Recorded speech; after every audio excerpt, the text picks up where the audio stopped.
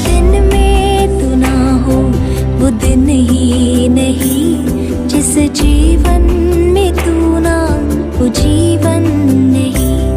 उत्पत्ति के पुस्तक 41 अध्याय 52 वचन। और दूसरे का नाम उसने यह कहकर एप्रैम रखा कि मुझे दुख भोगने के देश में परमेश्वर ने फुलाया फलाया है।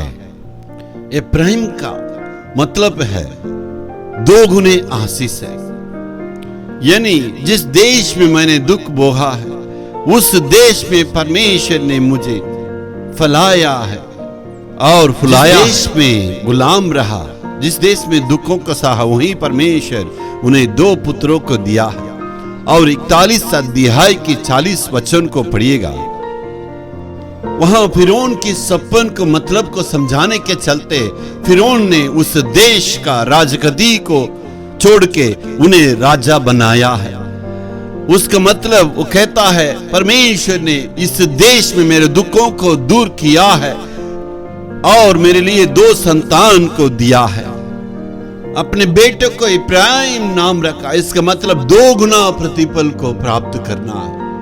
यदि आपके जीवन में प्रभु आशीष देना है तो आप परमेश्वर को पूरे हृदय की गहराई से धन्यवाद देना है। कुड़कुड़ाना नहीं है, परमेश्वर ने जो कुछ किया उसको स्मरण दिला के प्रभु को पहले धन्यवाद देना है। कुछ बातों को हमारे दिमाग से दूर हटाना है। परमेश्वर कहता है उस गड्ढे और पोतीबार और जो है उनकी पत्नी और जो बंदी में रहने वाले सारे लोगों को मैंने तेरे जीवन में लाया है।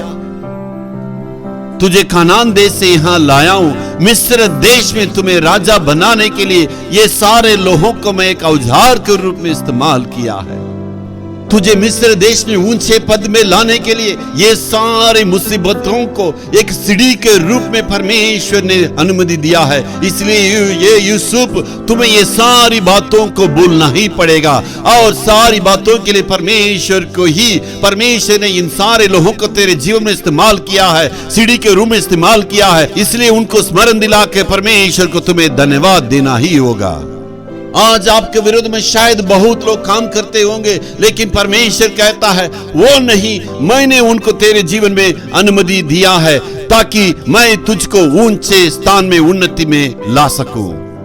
इसलिए दुखों में, मुसीबतों में, नुकसान में आपको घबराना नहीं है। परमेश्वर ये सारी बातों को ही रख के आपके जीवन में आने वाला दिन में दोगुने आशीष को देने वाला है। इसलिए जो कुछ हुआ है परमेश्वर को स्मरण दिला के परमेश्वर को धन्यवाद देना है।